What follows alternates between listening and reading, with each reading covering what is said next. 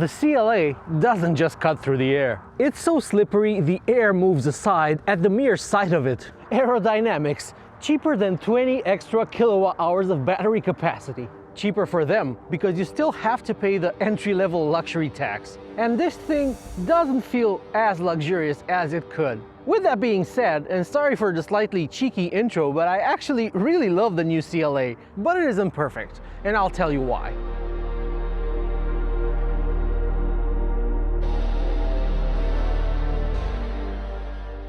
The grille has 143 light-up Mercedes stars, and it's not as kitschy as it sounds. They are not all evenly lit, and at night this thing looks fantastic and it draws a lot of looks. And the logo also has some illumination. And like all Mercedes EVs, it has a full-width light bar. The optional multi-beam LED headlights also get a light-up star. This isn't lit in the standard headlights. And there are stars in the rear lights too.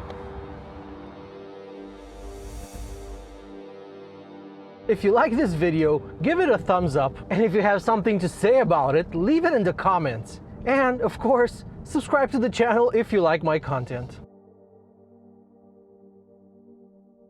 I really like the new CLA, and it's a new car that I'm more than intimately familiar with because I went on 3 separate trips to Stuttgart this year to see it unveiled. Well, first they showed us like the technology that underpinned it, then they unveiled it, and then on the 3rd trip I went to Denmark to drive it around Copenhagen. So I feel like I know this car, and I was very happy to hear when the Mercedes Romania press test fleet got one of these cars. And that it's the 250 Plus, which is the longest range CLA. So a quick run through of what this car is. This is Mercedes' new fully electric CLA. It rides on the MMA platform, which will be used to underpin 2 more compact vehicles. A 5-seater crossover, so an EQA replacement, and a 7-seater crossover, which is an EQB replacement. The platform also supports hybrid drive, so you can still have this with a combustion engine. But it's quite different, and I would argue it feels a bit like an afterthought compared to the EV. That's because the electric version runs on an 800-volt architecture, which makes it very efficient, and it also charges very quickly. With the big NMC battery pack that I have in my tester, which has an 85 kilowatt hour capacity, this can go over 770 kilometers on the WLTP test cycle. And it can charge at 320 kilowatts. So you get this big battery pack in the CLA 250 Plus and 350 4MATIC, but the entry-level version of this car is called the CLA 200, and it gets a 58 kilowatt hour LFP battery pack that only charges at 200 kilowatts, but that's still pretty good, and it offers a range of up to 541 kilometers. That's if you manage to hit the claimed efficiency number of around 12 kilowatt hours per 100 kilometers, which is achievable, but you really have to baby this thing around. And considering how fun to drive it is, you're gonna have a hard time doing it. This is one of the nicest electric vehicles I've driven in a long time. I like the fact that it's rear-wheel drive, at least in EV form, because the hybrid is front-wheel drive, and you really feel this through the corners. The steering is really rather nice, and it strikes a fantastic balance between comfort and sportiness. My tester is an AMG line car, so it has big, kind of sporty but still aero looking 19-inch wheels, but I think their design is more successful than some other recent AMG line wheels. I like them, I just wish they were silver. So the CLA is a bit bigger than before. It's about 4.7 meters long, and it has a wheelbase of just under 2.8 meters, which means it's a bit smaller than the car that I think is its main rival, the Tesla Model 3, which feels way more spacious in the back. Like the Tesla though, because this is built on a bespoke EV platform, it has a frunk which has over 100 liters of capacity, and it complements the 406 liter trunk. This car is pretty practical, except for the slightly compromised rear seat. And when I say slightly compromised, I mean borderline torturous for taller people. This thing is almost as big as a Tesla Model 3, but it's nowhere near as spacious inside. A 6-footer like myself, with the seat set in my driving position, would make another 6-footer in the back feel a bit uncomfortable. Knee room is fine, but the floor is pushed way up, and so my thighs don't actually touch the seat. And the seating position here is kind of awkward and it's not very comfortable on a long journey. I can slide my feet underneath the front seat, and the floor itself is completely flat in the back, but it's not very pleasant being in the back of one of these. And the Tesla also gives you more toys, like a heated back seat with its own screen that you can actually watch videos on, and a separate climate zone. You should have a bit more headroom in the back in the shooting brake version of this, which also has a bit more trunk capacity. But unlike previous iterations of this model, I don't think it's the better looking one. I always thought that the wagon version of the CLA was the better looking one. But not anymore. I think the sedan is now the aesthetic pick. The CLA doesn't get adaptive dampers even as an option, but it's very well judged even if you get an AMG line car like my Tester, which does get a bit of a firmer suspension setup. And speaking of suspension, it's worth noting that because this car has a battery pack in its belly, it sits a bit higher than the hybrid car, which has a different floor pan. But the rear footwells are also a bit bigger, so rear occupant comfort should be superior in the hybrid. This rear-wheel drive EV gets wider tires in the back, which looks kind of cool, although they're only slightly wider than the fronts, so you don't really notice it unless you're really looking for it. This is one of the most aerodynamic production cars ever. With a drag coefficient of 0.21, it's up there in the top 3. I think only a Tesla and the Lucid are slipperier than this. And you can tell this car has spent a lot of time in the wind tunnel, virtual or otherwise, probably both. For instance, the moment you climb aboard, you notice how tiny the wing mirrors are. Using them takes a bit of getting used to, but you soon get accustomed to it, and they're perfectly fine. I mean, this is Mercedes. It would not have fitted its vehicle with crap mirrors. And the fact that they are so tiny and dainty makes them kind of cute, actually. All versions of the CLA EV are rear-wheel drive biased, and all of them have a 2-speed gearbox. And you actually feel the shift. If you floor it from a standstill, it will shift into second a little bit after 100 kilometers per hour. So the base car has 224 horsepower, and it needs 7.5 seconds to reach 100 kilometers per hour. The 250 Plus raises the horsepower figure to 272, but it has the same 335 Newton meters of torque. So I would imagine the difference in actual punch you feel between these two versions is minimal, although the claimed sprint time does drop to 6.7 seconds. The top of the range 354matic gets an additional motor to power the front axle, which adds 109 horsepower for a combined total of 354 horsepower and 515 Newton meters of torque, which drops the acceleration time to just under 5 seconds. Whichever version of this car you go for, it's still gonna weigh around or just over 2 tons, and I think the dual motor with the big battery is around 2.1, which is a lot for a car that's a bit smaller than a Model 3.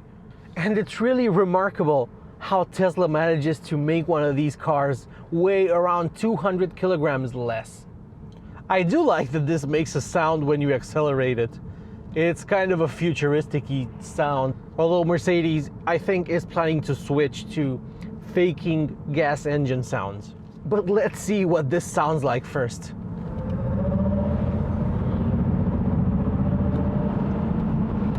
It reminds me a bit of the Mini Cooper SE, the new one.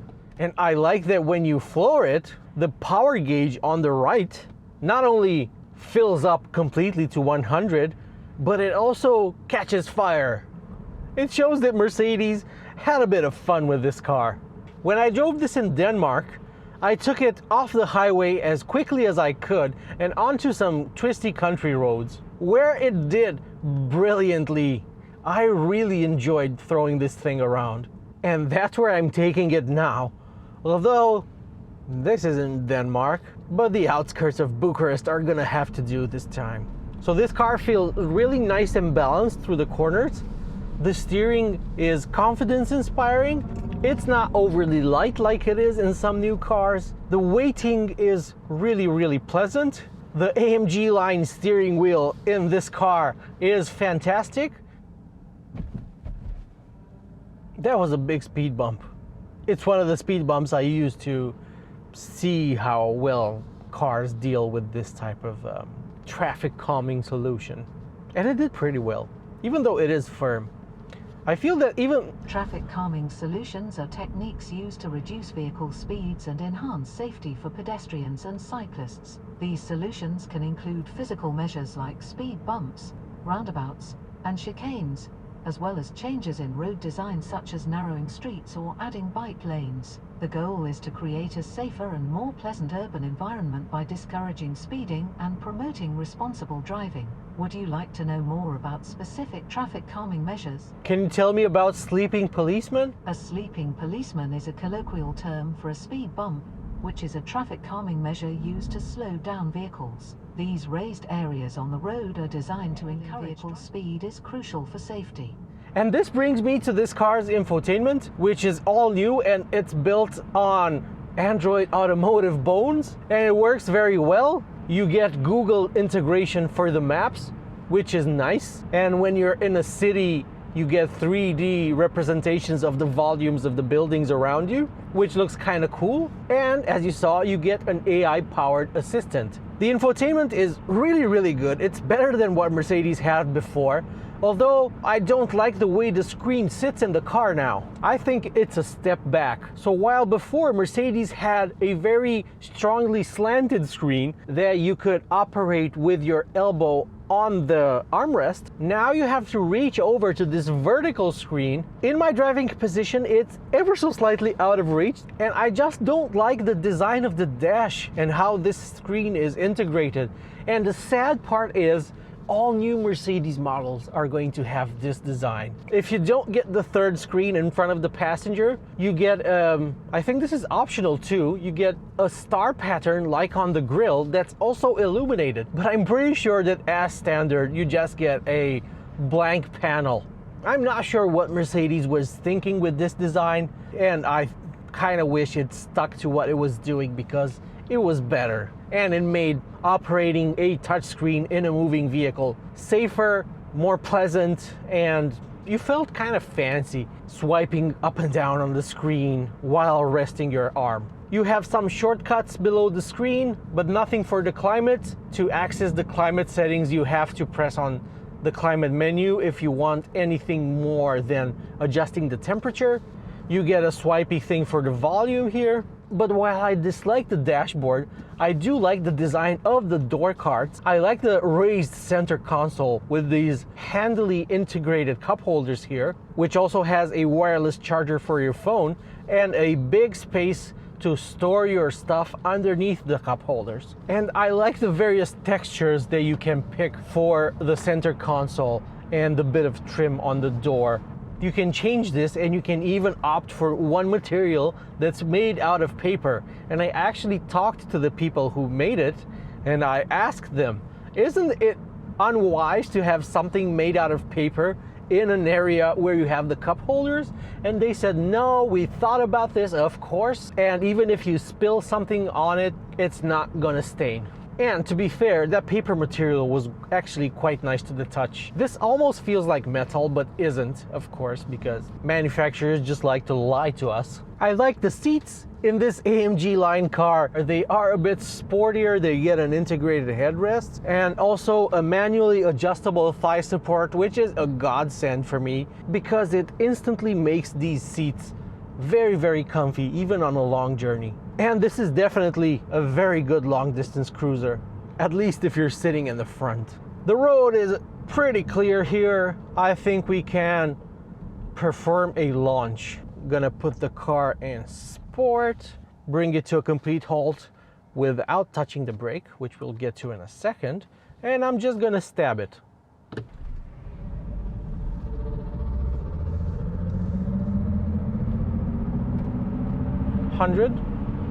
Shift into second. Ooh, and it even makes a sound when it regens. That was pretty interesting. Shift into second.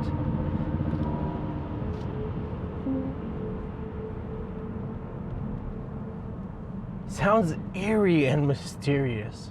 Again, through these corners, I am reminded just how much I liked this car dynamically, and the fact that you can really feel its rear-wheel drive. It just feels planted and fun. And the sounds actually add to the experience.